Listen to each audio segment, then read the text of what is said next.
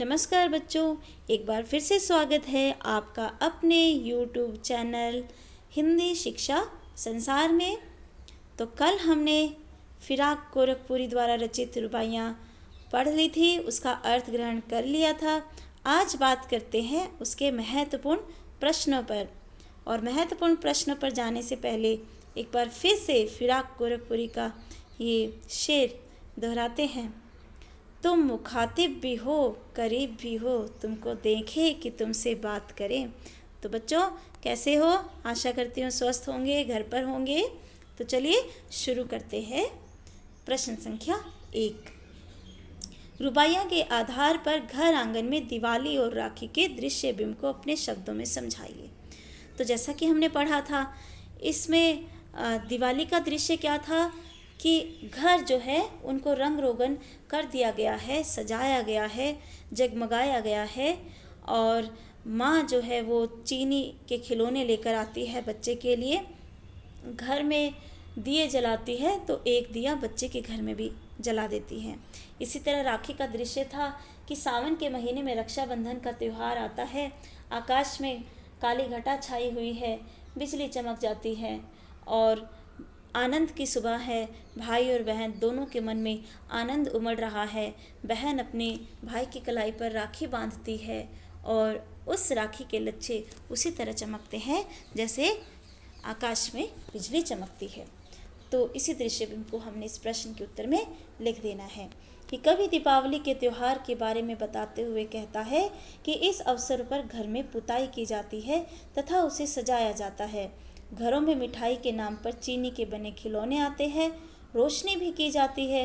बच्चे के छोटे से घर में दिए के जलाने से माँ के मुखड़े की चमक में नई आभा आ जाती है। रक्षाबंधन का त्यौहार सावन के महीने में आता है। इस त्यौहार पर आकाश में हल्की घटाएं छाई होती हैं। राखी के लच्छे भी बिजली की तरह चमकते हुए प्रतीत होते हैं।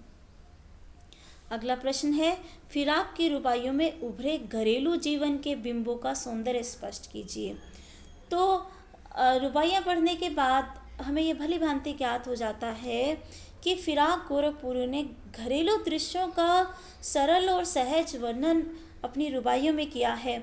चाहे वो माँ का बच्चे को आंगन में लेकर खड़े होना हो, उसको उछालना हो हवा में, कभी नहलाना हो, कपड़े पहनाना हो, चाहे वो दिवाली का दृश्य हो, चाहे वो रक्षाबंधन का, और फिर चाहे वो आंगन में बच्चे के जिद करने का और चांद मांगने का दृश्य ही क्यों ना हो, ये सब के सब घरेलू दृश्य हैं।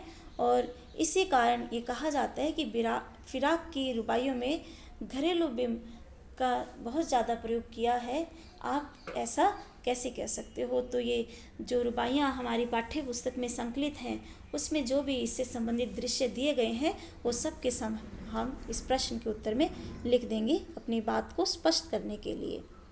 फिराक की रुबाइयों में घरेलू जीवन का चित्रण हुआ है। इन्होंने कई बिंब उकेरे हैं। एक बिंब में माँ छोटे बच्चे को अपने हाथ में झुला रही है। बच्चे की तुलना चांद से की गई है। दूसरे बिंब में माँ बच्चे को नहलाकर कपड़े पहनाती है तथा बच्चा उसे प्यार से देखता है। तीसरे बिंब में बच्चे द्वारा चांद लेने की जिद करना तथा माँ द्वारा दर्पण में चांद दिखाना, ये सभी बिंब घरेलू जीवन में पाए जाते हैं। और इसमें हम वो भी शामिल कर सकते हैं कि माँ कैसे दिवाली के दिन बच्चे के घर में भी दिया जलाती है, और रक्षाबंधन का जो दृश्य उत्पन्न किया था इन्होंने, वो भी हम इसमें लिख सकते हैं, अपने उत्तर में शामिल कर सकते हैं। अगला प्रश्न, टिप्पणी करें। प्रश्न है, गोदी के चांद और गगन के चांद का क्या रिश्ता है? तो गोदी के चांद का अर्थ है नन्हा कोमल बच्चा जो अपनी माँ की गोद में रहता है। वह अपनी माँ को खुशियाँ प्रदान करता है। उसका अप्रतिम सौंदर्य माँ को अभिभूत करता है। मतलब माँ जो है वो स्नेह से, ममता से परिपूर्ण रहती है अपने बच्चे को देखकर। इसी तरह आकाश में चांद होता है जो अपनी चांदनी से संसार को उजाला देता है। वह बच्चों की तरह खुशी का प्रसार करता है। इसके अतिरिक्त गगन का चांद गोदी के चांद को अच्छा लगता है। तो दोनों हम इसमें लिख सकते हैं।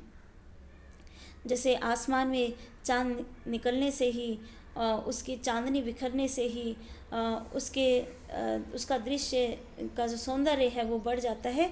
इसी तरह माँ की भी जब गोद भरती है तो उसका मातृत्व तो संपूर्ण हो जाता है, उसके जीवन को एक नया अर्थ मिलता है। तो दोनों में बहुत गहरा संबंध है। सावन की घटाएं रक्षाबंधन का पर्व, इसमें क्या है? सावन की घटा व रक्षाबंधन के त्यौहार में अटूट संबंध है। राखी का त्यौहार सावन के महीने में आता है। इस मौसम में घटाएं आसमान में छाई रहती हैं। इसी तरह भाई बहन के मन में प्यार की घटाएं होती है, आनंद की घटाएं होती हैं, उमंग की घटाएं होती हैं। अगला है, शायर राखी के लच्छे को बिजली की चमक की तरह कहकर क्या भाव व्यंजित करना चाहता है, कि उसने ऐसा क्यों कहा कि जैसे बिजली चमक रही है उसी तरह राखी के लच्छे चमक रहे हैं। आखिर कहना क्या चाहता है? तो रक्षाबंधन एक मीठा और पवित्र बंधन है। रक्षाबंधन के कच्चे धागों पर बिजली के लच्छे हैं। वास्तव में सावन का संबंध घटा से होता है। घटा का जो संबंध बिजली से है वही संबंध भाई का बहन से है। शायर यही भाव व्यंजित करना चाहता है, यह बंधन पवित्र और बिजली की तरह चमकता रहे। कि जैसे काली घटा का और बिजली के चमकने का आपस में गहरा संबंध है, उसी तरह भाई और बहन में भी गहरा संबंध है। उन दोनों का संबंध पवित्र प्रेम से भरा हुआ होता है और उनका ये प्रेम रक्षाबंधन के त्यौहार के रूप में हमेशा चमकता रहे, यही भाव शायर व्यंजित करना चाहता है। तो धन्यवाद बच्चों।